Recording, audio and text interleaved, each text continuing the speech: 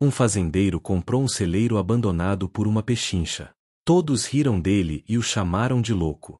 Mas, quando ele entrou e o abriu, sua vida mudou para sempre. No dia em que Marcos assinou os papéis, o ar cheirava a chuva. Ele ficou parado em frente ao tribunal, segurando a pasta fina de documentos que diziam, em letras pretas e frias, que o celeiro e a terra ao redor agora eram dele. Aquilo tinha custado menos do que a velha caminhonete com que ele ia trabalhar todas as manhãs.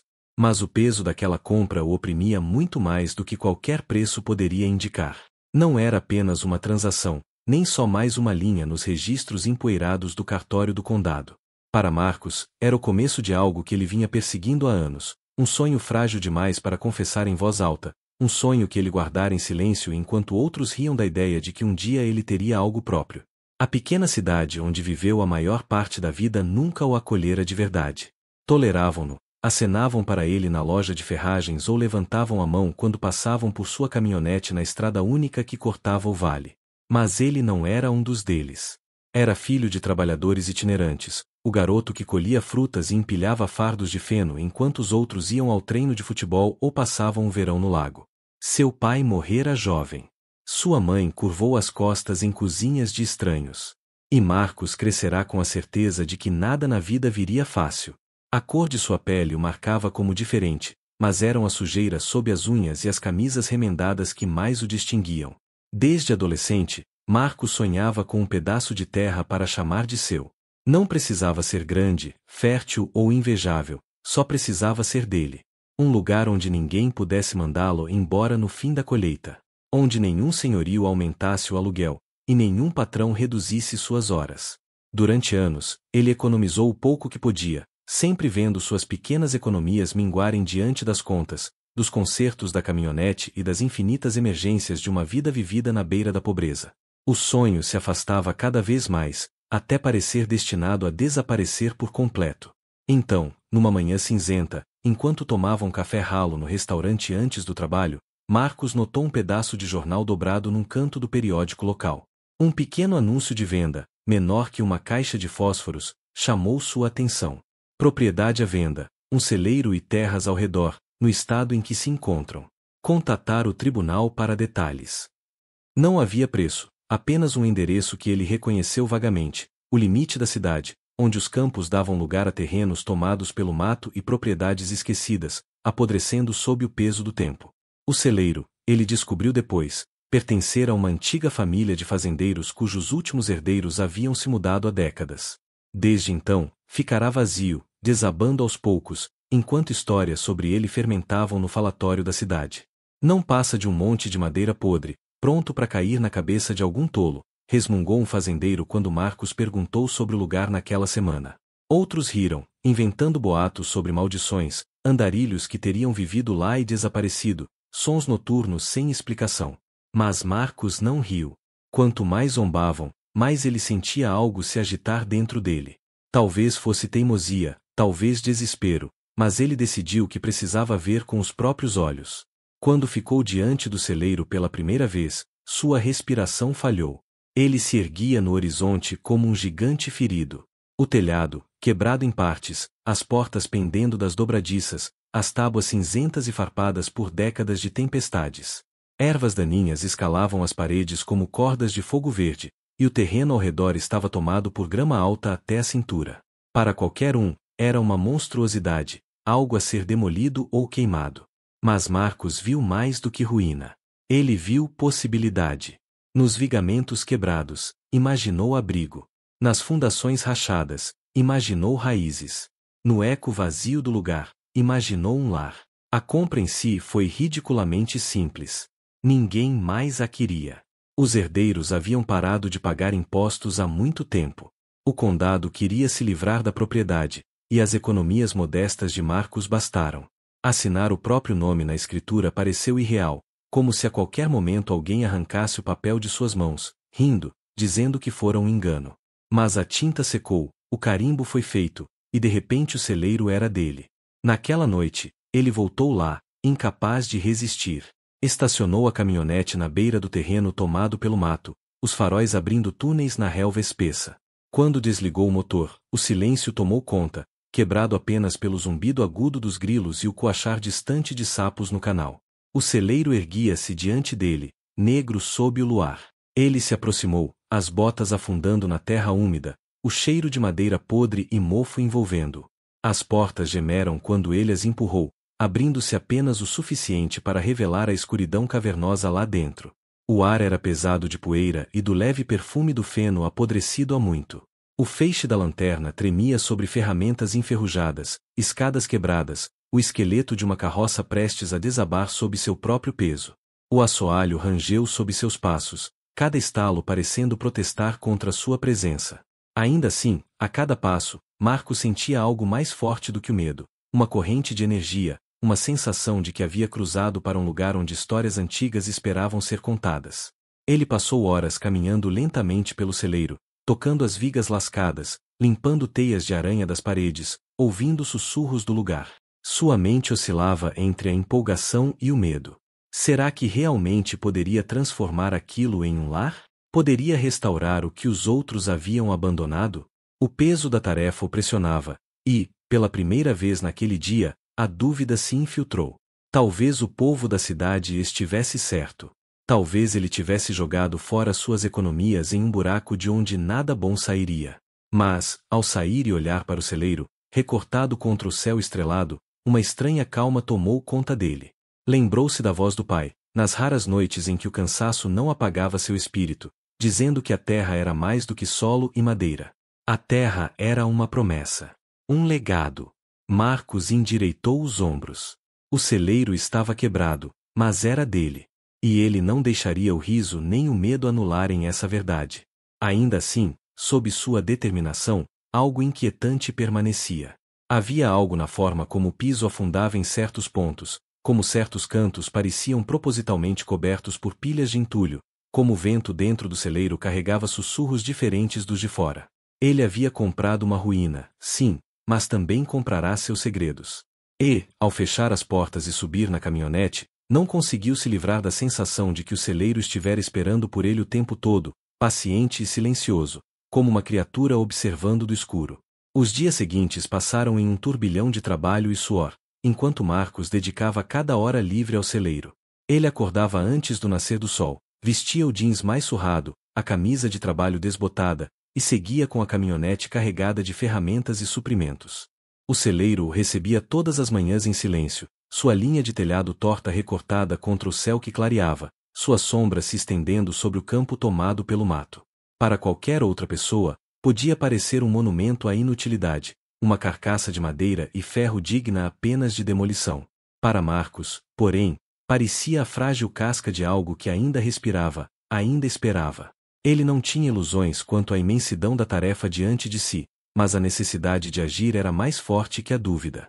Se ficasse parado por muito tempo, a voz do medo se infiltraria, sussurrando que ele havia cometido um erro. Então ele enchia os dias com movimento, com esforço, com o ritmo constante do trabalho. O primeiro desafio era a selva que tomara conta da terra ao redor do celeiro. A grama crescia até a cintura. Ervas daninhas se enroscavam em torno dos postes apodrecidos da cerca, e moitas de espinhos se espalhavam pelo solo como arame farpado. Marcos pôs-se a trabalhar com uma foice e um cortador de grama enferrujado emprestado de um vizinho. Horas de corte e limpeza o deixaram encharcado de suor, com os braços queimando e as costas latejando, mas cada faixa de terra limpa revelava um pouco mais do que havia por baixo. À medida que a selva se rendia, ele descobriu os contornos apagados de um antigo quintal, os restos de um caminho que levava às portas do celeiro e as pedras meio enterradas de um muro baixo que, décadas antes, marcará os limites da propriedade. A cada pedaço de chão recuperado, Marcos sentia o primeiro e tênue sopro de pertencimento se firmar mais fundo em seu peito. A terra agora era dele, e a cada golpe da lâmina, ele a reivindicava não apenas de fato, mas de espírito. O interior do celeiro era mais desafiador. O ar era constantemente espesso com o cheiro de mofo e apodrecimento, e a luz do sol entrava por buracos irregulares no telhado, em feixes estreitos que iluminavam o pó suspenso como pequenos espíritos flutuando no ar. O chão estava coberto por décadas de detritos, tábuas quebradas, cordas emaranhadas, pregos enferrujados, feno podre que se desfazia ao toque. No começo, ele se movia com cautela, testando cada passo, temendo que as tábuas enfraquecidas cedessem sob seu peso. O celeiro gemia e estalava ao seu redor, cada som amplificado pelo espaço cavernoso, cada sopro de vento provocando um arrepio em sua pele.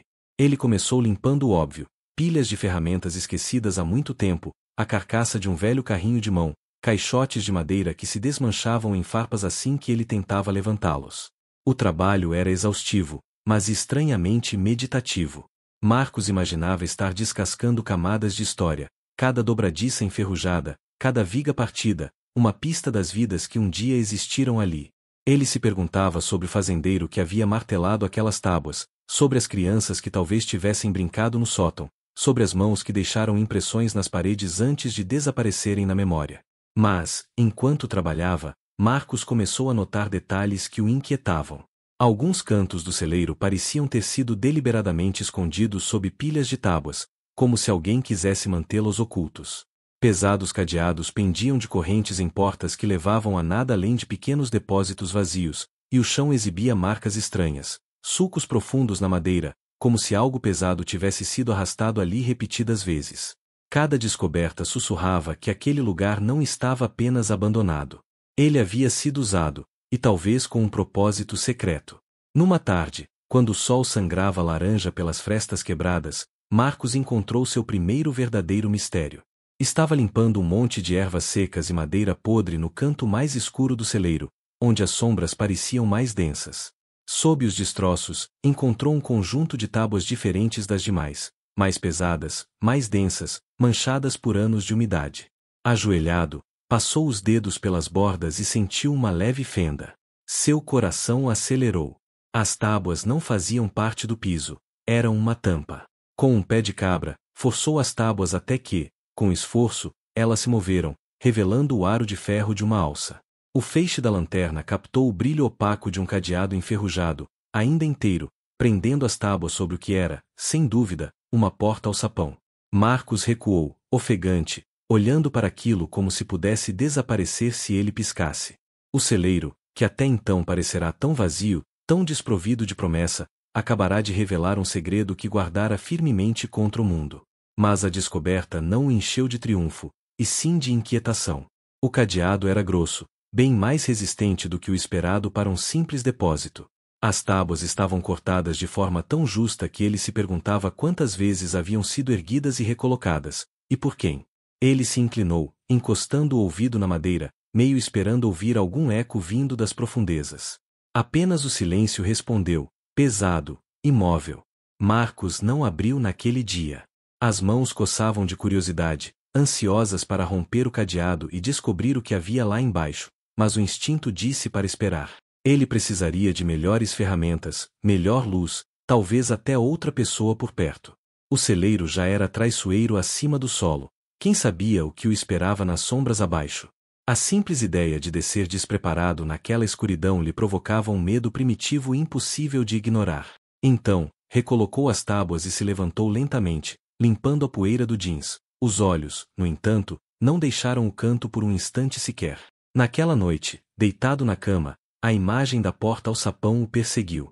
Imaginou o que poderia haver lá embaixo, talvez um porão de armazenamento esquecido, cheio de ferramentas antigas ou suprimentos escondidos. Mas pensamentos mais sombrios também o assombraram, rumores sobre contrabandistas de antigamente, sussurros de bandidos que usavam celeiros e armazéns para esconder mercadorias ilegais. E se as histórias que o povo da cidade contava tivessem um fundo de verdade? E aquele celeiro fora mais do que um abrigo para feno? O sono veio aos pedaços, interrompido por sonhos de passos ecoando sob a terra, vozes sussurrando sob o assoalho, olhos observando pelas frestas das paredes. Quando acordou, na penumbra acinzentada da madrugada, sentiu-se dividido. Parte dele era puxada de volta ao celeiro, parte temia o que o esperava lá. Nos dias seguintes, Marcos voltou ao trabalho, mas sua atenção já não estava mais no telhado que precisava de reparos nem nas vigas que pendiam perigosamente. Seu foco girava sempre de volta para aquele canto, para as tábuas escondidas e o cadeado enferrujado que parecia pulsar de segredos. Limpava o celeiro com um vigor renovado, como se, ao remover cada camada de poeira e destroços, pudesse se aproximar da verdade. Cada descoberta, uma ferramenta de ferro negra de ferrugem, um baú de madeira que se desmanchava ao toque, só aprofundava o mistério. Ao fim da semana, o celeiro parecia outro. Montes de lixo haviam sido retirados, as ervas arrancadas da base, e a luz se movia mais livremente pelas fendas das paredes. Mas Marcos sabia que o verdadeiro coração do celeiro ainda estava enterrado sob aquela porta. O ar ao redor dela parecia diferente, mais denso, como se o próprio solo guardasse algo. Ele se via parado diante dela, em silêncio, ajoelhando-se para estudar o cadeado, passando os dedos pela fenda entre as tábuas. Perguntava-se quem a teria aberto pela última vez, e o que teria deixado para trás. Talvez ninguém a tivesse tocado em décadas. Ou talvez alguém a tivesse visitado recentemente, reabastecendo e selando seus segredos mais uma vez. Todas as noites, ao trancar o celeiro e voltar para casa, aquela porta permanecia em sua mente, esperando. Os pensamentos de Marcos se perseguiam em círculos. Ele imaginava tesouros escondidos lá embaixo, coleções de ferramentas, artefatos de outra era. Mas também imaginava coisas mais sombrias, evidências de crimes, objetos que era melhor deixar enterrados, histórias que se agarrariam a qualquer um tolo bastante para perturbá-las. Ainda assim, o chamado era irresistível. O celeiro lhe dera seu primeiro presente de mistério, e ele não podia simplesmente ir embora. Quando olhava agora para a estrutura, já não via apenas a decadência. Via um enigma, uma história em camadas esperando para ser desvendada. E, nas noites inquietas em que o sono o abandonava, ele sabia que era apenas uma questão de tempo até voltar lá com um pé de cabra e uma lanterna nas mãos, pronto para forçar a porta do alçapão e descer a escuridão abaixo. O celeiro estivera em silêncio por décadas, mas, ao revelar seu segredo, escolhera Marcos como testemunha. E, embora ele ainda não soubesse o que o esperava sob o chão, tinha certeza de que sua vida jamais seria a mesma. As noites que se seguiram à descoberta do alçapão foram inquietas. Marcos ficava deitado acordado, ouvindo a velha casa que alugava gemer sob o vento. Sua mente voltava repetidamente ao anel de ferro escondido sob as tábuas deformadas. Toda vez que fechava os olhos, via aquilo, o cadeado corroído, mas teimosamente intacto, e as frestas do piso sussurrando sobre algo selado por décadas. Tentou convencer a si mesmo de que era apenas um depósito. Talvez os antigos donos tivessem usado o espaço como porão de raízes ou para guardar ferramentas durante tempestades. Mas o pensamento não o confortava. Havia uma gravidade naquele canto do celeiro que seus instintos não conseguiam ignorar, como se a própria terra prendesse a respiração sob seus pés. Na terceira noite, percebeu que jamais teria paz até forçar o alçapão. Então, se preparou. Comprou um pé de cabra mais pesado na loja de ferragens, uma corda e uma lanterna com bateria nova, prometendo horas de luz. Manteve a compra em segredo, evitando o olhar curioso do balconista, que parecia prestes a perguntar o que ele pretendia fazer com tais objetos. Marcos nunca fora muito de conversa, então abaixou a cabeça e deixou que o peso das ferramentas em suas mãos lembrasse que estava cada vez mais perto da revelação. Na manhã seguinte, com uma garrafa térmica de café e a determinação apertada dentro de si, dirigiu-se ao celeiro antes que o sol nascesse por completo. O interior estava frio, sombras se estendendo longas pelo chão enquanto a primeira luz do dia atravessava as frestas das tábuas. Ele sentia o cheiro úmido do orvalho da noite e a umidade grudada no ar, como se o prédio em si exalasse segredos. O som de suas botas ecoava no vazio até que alcançou o canto onde as tábuas escondiam o alçapão. Ficou ali por um longo tempo, escutando o silêncio, o coração batendo forte. Então, ajoelhou-se e começou o trabalho. O cadeado resistiu no início, seu corpo enferrujado gemendo sob a força do pé de cabra. Cada golpe enviava vibrações por seus braços, o som ecoando alto demais naquele espaço cavernoso. O suor brotou em sua testa apesar do frio. Finalmente, com o último esforço desesperado, o cadeado cedeu, estalando com um som metálico que pareceu reverberar por toda a estrutura. Marcos parou, sem fôlego, esperando por algo. Não sabia o que. Mas nada aconteceu. O celeiro voltou a ficar em silêncio, o pó se assentando no feixe de luz da lanterna. Ele encaixou os dedos no anel de ferro e puxou. As tábuas se ergueram a contragosto, como se relutassem em entregar seu fardo. O cheiro de terra e mofo subiu, espesso e úmido, e o ar frio de baixo envolveu seus braços. Empurrou a tampa de lado e apontou a lanterna para a abertura. Um estreito lance de degraus de pedra descia a escuridão, escorregadios pela umidade, cada um gasto pelo tempo. Por um momento, Marcos apenas observou, o ar preso nos pulmões. Não era apenas um porão, era algo mais profundo, mais antigo, feito para algo além de batatas ou ferramentas. Com a lanterna em uma mão e a corda enrolada no ombro, Marcos colocou as botas no primeiro degrau. A pedra estava fria sob seus pés, o ar pesado com um cheiro de bolor. Desceu devagar, cauteloso, a mão livre roçando a parede para se equilibrar. O silêncio se adensava, quebrado apenas pelo gotejar da água ecoando em algum ponto invisível. A luz do celeiro acima diminuía rapidamente até se tornar apenas um brilho pálido. E então desapareceu por completo, restando apenas o halo da lanterna. No fim das escadas, o espaço se abria em uma câmara. Marcos girou a lanterna e prendeu a respiração novamente. Paredes de pedra o cercavam, baixas, arqueadas, cobertas de musgo úmido. Prateleiras de madeira forravam um perímetro, muitas já desabadas sob o peso dos anos, seu conteúdo espalhado pelo chão. Caixotes antigos se apoiavam uns nos outros, suas tampas deformadas, pregos de ferro reduzidos a pó. O chão era irregular, mistura de terra e pedra, com manchas úmidas onde a água infiltrava pelas rachaduras. Ele avançou com cuidado, o feixe de luz captando as formas de coisas esquecidas. Em um canto, repousava uma pilha de capacetes, do tipo usado por soldados há muito tempo, a pintura desbotada, alguns amassados, como se tivessem visto batalha. Perto dali, encontrou fragmentos de fuzis, a madeira apodrecida, mas o ferro ainda reconhecível. Um arrepio percorreu seu corpo ao tocar um deles, imaginando as mãos que o empunharam, os olhos que miraram através da mira. Aquelas não eram sobras de vida rural. Era história enterrada na escuridão. Ao explorar mais fundo, Marcos encontrou caixas cheias de papéis amarelados, selados em envelopes encerados. A tinta havia borrado com a umidade, mas ele ainda conseguia distinguir carimbos e datas de décadas atrás. Ajoelhou-se para examinar um e percebeu que tinha marcações militares. O que o dono daquele celeiro estava fazendo com aquilo? Por que havia escondido tudo sob o piso? O pulso de Marcos acelerou conforme as perguntas se multiplicavam.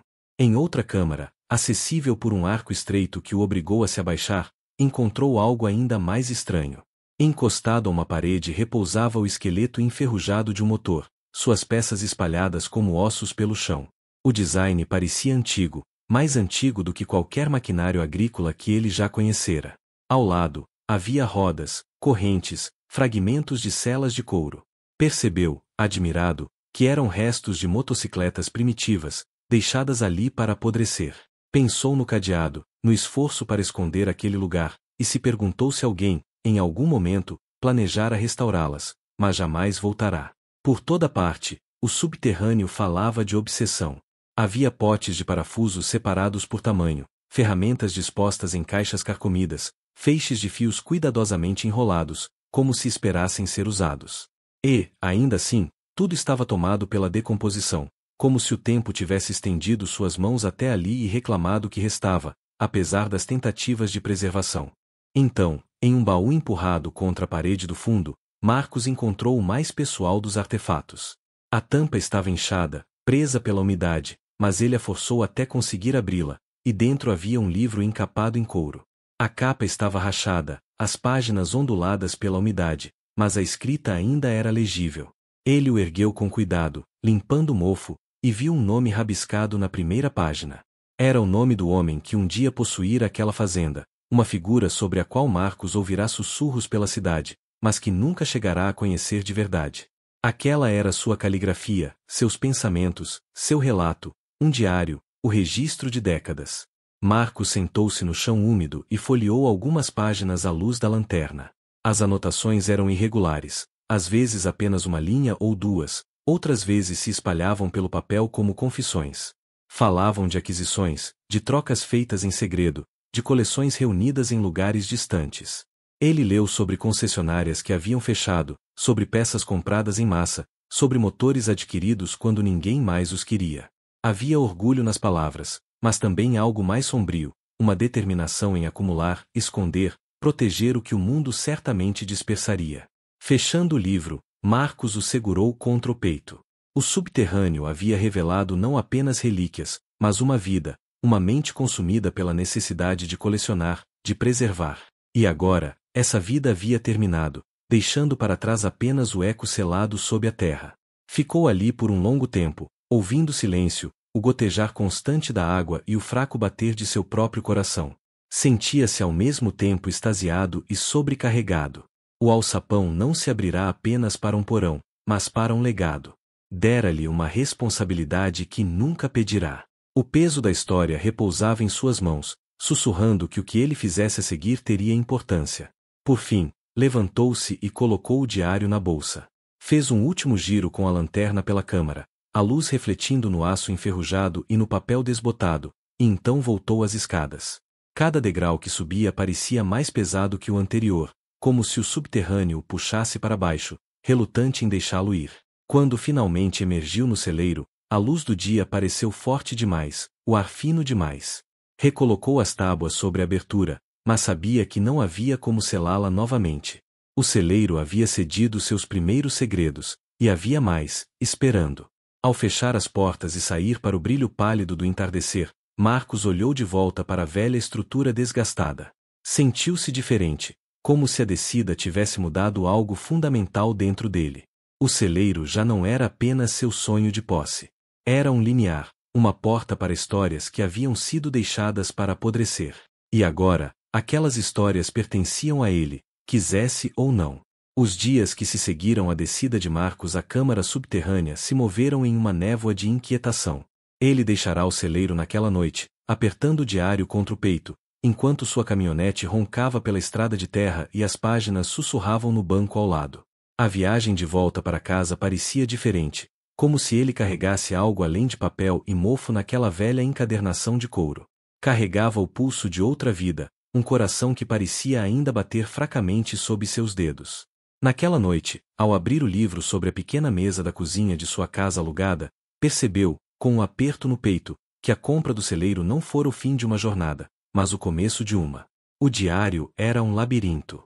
A escrita começava décadas antes, com uma caligrafia firme e confiante, cada linha nítida e precisa. Mas, com o passar dos anos, as letras se tornavam soltas, apressadas, às vezes trêmulas. Não eram devaneios de um homem ocioso, eram registros de uma obsessão. As páginas falavam de trocas feitas nas sombras, de concessionárias falidas cujos estoques eram discretamente comprados, de mecânicos que lhe venderam tudo o que tinham quando os tempos ficaram difíceis. Ele comprará motores às dúzias, motocicletas por caixotes, caixas de peças e sobressalentes. Quanto mais Marcos lia, mais clara se tornava a imagem. O homem que um dia possuíra o celeiro não fora apenas um fazendeiro.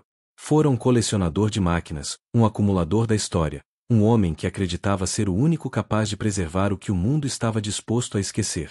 Havia orgulho em suas palavras. Descrevia motores com a ternura com que outro homem descreveria seus filhos. Falava do brilho do cromo sob a luz, dos assentos de couro com cheiro de óleo e sol, do zumbido dos pistões como se fosse o canto dos anjos. Mas, entre as linhas, corria algo mais sombrio, pesado de medo. Ele escrevia sobre vizinhos que começaram a fazer perguntas, sobre homens que vinham à noite espiar pelas frestas, sobre a necessidade de manter sua coleção escondida, segura, intocada. Selava as coisas não apenas para protegê-las da ferrugem e do tempo, mas também de olhos curiosos, das mãos gananciosas. As câmaras subterrâneas não eram um simples porão, mas um cofre, uma fortaleza contra um mundo em que ele não confiava. Marcos ficou sentado sob a fraca luz da cozinha, muito depois da meia-noite. O diário aberto diante dele, os olhos ardendo enquanto se forçava a ler mais. Ele deveria se sentir vitorioso, pensou, pois havia descoberto algo que ninguém mais sabia. Mas, em vez disso, sentia o peso das palavras o esmagando. Aquilo não era apenas uma descoberta. Era uma herança. A obsessão do homem, seu segredo, sua ânsia desesperada por preservar, tudo parecia escorrer da tinta para a pele de Marcos. Fechou o diário abruptamente e o empurrou para longe. Mas o sono veio apenas em fragmentos, interrompido por sonhos de máquinas enferrujadas se aproximando, cada vez mais, até ele não conseguir respirar. Quando o amanhecer chegou, voltou ao celeiro. Disse a si mesmo que era para continuar organizando o espaço, trazendo ordem onde reinava o caos. Mas, na verdade, não conseguia ficar longe. No instante em que empurrou as portas rangentes, o frio familiar o envolveu, e seus olhos foram atraídos, instintivamente, para o canto onde o alçapão permanecia escondido. Não o abriu novamente naquele dia, mas trabalhou por perto, passos cautelosos, ouvidos atentos a qualquer ruído. O celeiro parecia vivo agora, como se soubesse que seus segredos já não estavam seguros. O perigo se revelou aos poucos.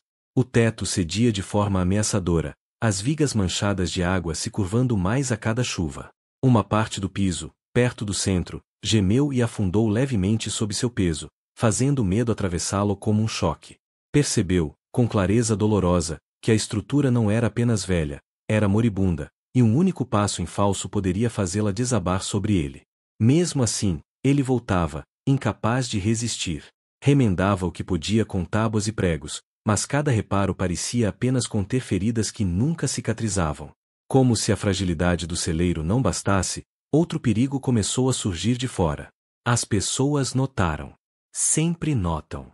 Em cidades pequenas, qualquer mudança é uma pedra lançada em água parada, as ondas se espalham até alcançarem todas as margens. Marcos comprará o que ninguém mais queria. E, no início, houve risadas, piadas sobre o tolo com seu celeiro desabando. Mas, conforme os dias viraram semanas, o riso começou a mudar. Caminhões que passavam diminuíam a velocidade na estrada enquanto os motoristas viravam o pescoço para espiar o que ele estava fazendo. Estranhos faziam perguntas casuais no restaurante, com vozes leves, mas olhos atentos. Uma vez, tarde da noite, Marcos avistou duas figuras paradas na beira do terreno, silhuetas contra a luz que se apagava, observando o celeiro com uma imobilidade que fez sua pele arrepiar. Quando ele se virou completamente para encará-los, desapareceram entre as ervas daninhas sem dizer uma palavra. Ele começou a se sentir caçado. O diário mencionava o segredo por um motivo, e agora Marcos entendia. O homem que um dia trancara seus tesouros sob a terra o fizera não apenas por obsessão, mas por necessidade. Sempre haveria aqueles que tomariam o que não conquistaram. Marcos carregava esse conhecimento como uma pedra no peito. E cada vez que destrancava o celeiro, sentia os olhos invisíveis dos outros sobre si. O conflito interno tornou-se insuportável. À noite, ele discutia consigo mesmo em silêncio, andando de um lado para o outro em seu pequeno quarto, dividido entre o impulso de manter tudo escondido e o desejo de compartilhar o que havia descoberto. Certamente aquelas máquinas, aqueles artefatos, pertenciam a um museu ou a uma coleção onde sua história pudesse ser honrada. Mas expô-los significaria convidar a cobiça do mundo, perdê-los para aqueles que viriam apenas cifrões brilhando onde ele via memória. O peso da decisão o corroía. Ele pensava no sonho de seu pai, terras que poderiam se tornar um legado, propriedade que significava liberdade. Mas será que ele era livre? Ou apenas trocara um fardo por outro? O celeiro rangia ao vento noturno como um navio prestes a afundar, e Marcos sentia o passado se aproximando mais a cada dia. As palavras do diário o assombravam, misturando-se aos artefatos enferrujados abaixo, até que já não era claro onde terminava a obsessão do antigo dono e onde começava a sua. Ele herdara mais do que um edifício. Herdara um segredo que exigia um preço. Se esse preço seria sua paz, sua segurança ou seu próprio futuro, ele ainda não sabia. Mas nas horas silenciosas antes do amanhecer, quando o mundo repousava e ele podia ouvir sua própria respiração alta demais, Marcos sentia que a escolha logo lhe seria imposta. A tempestade chegou numa noite já pesada de pressentimentos. Por dias, Marcos sentirá a tensão no ar, como se o próprio celeiro prendesse a respiração, aguardando um colapso inevitável. O diário pesava em seus pensamentos, os segredos lá embaixo pesavam em sua consciência, e a suspeita de olhos vigilantes pesava em seus nervos. Ele havia reforçado vigas com as próprias mãos, pregado tábuas sobre os buracos do telhado, mas cada golpe do martelo lhe parecia um pedido contra o tempo. Quando o vento começou a uivar pelos campos e as primeiras gotas de chuva respingaram na janela, Marcos soube que a noite havia chegado, a noite em que todos os seus esforços seriam postos à prova. Ele não tentou dormir. Em vez disso, calçou as botas e dirigiu até o celeiro, o caminhão sacudindo na estrada enlameada enquanto galhos batiam no para-brisa. Os faróis cortavam cortinas de chuva, iluminando o contorno torto da construção que se erguia contra um céu rasgado por relâmpagos. Parecia menos um celeiro e mais um navio naufragado encalhado na terra. As portas estremeceram quando ele as empurrou, o vento as agarrando com tamanha força que quase as arrancou das dobradiças. Lá dentro, o ar cheirava madeira molhada e podridão, cada canto vibrando com a fúria da tempestade. O teto gemia acima dele, um coro de reclamações que subia e descia com cada rajada. A água escorria por fendas e buracos, acumulando-se nas tábuas do chão, descendo pelos vigamentos em filetes brilhantes.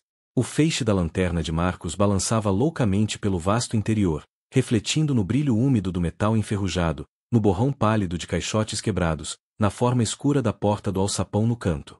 Ele sabia o que precisava fazer. O celeiro estava desmoronando.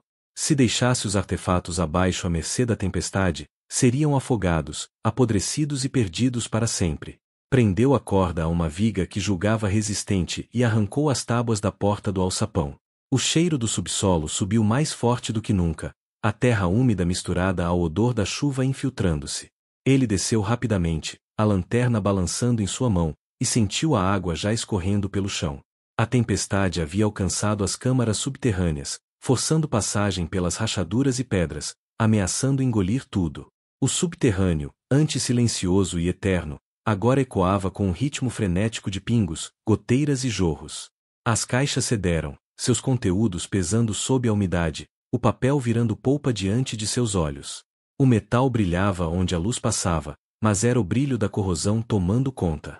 O coração de Marcos batia acelerado enquanto ele corria de um artefato a outro, dividido entre o desejo de salvar tudo e a consciência de que não poderia. Ele agarrou o que conseguiu carregar, o diário de capa de couro, uma pilha de fotografias seladas em plástico. A small crate of tools that still body their polish. Redraged the chest that contained the motorcycle parts tovar the satais, his muscles screaming with effort. Above him. Thunder cracked so loudly it shook the ground, dust raining from the ceiling. Reimagine the barn collapsing, the satais blocked, in self-trapped below as the storm poured its fury into the earth. Fear pushed him harder. Realed the chest one step at a time, his boots slipping on the wet stone, his breath raged in his chest. When he finally reached the main floor, lightning illuminated the barn in a flash so white it seemed to burn the wood clean. And for a artiat, Marcus saw the place not as ruin, but as glory. The skeletons of machines, the bones of history, all of it shining as though alive. Then the thunder rolled and the vision shattered, leaving only the storm's destruction. Rework without pause, dragging, lifting, shoving what he could tovar the doors and into the back of his truck. The rain soaked him through, plastered his shirt to his skin, blurred his vision till all he could see was the blur of water in the shapes of objects that must not be lost. Each trip back inside felt more dangerous than the last. A beam cracked overhead and crashed to the floor where he had stood moments earlier. The loft groaned and sagged, a rain of splinters falling from above. Yet Marcus pressed on, unwilling to surrender what he had inherited. At last, when his strength threatened to abandon him, he realized there was no more time. The barn was collapsing around him. He staggered outside, arms laden with one final bundle wrapped in cloth, and turned back to watch as the storm claimed the rest.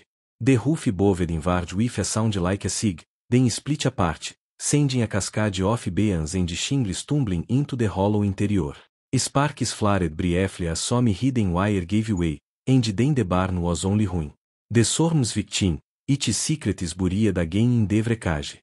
Marcus sotted in the rain, chest avin, and looked at what remained.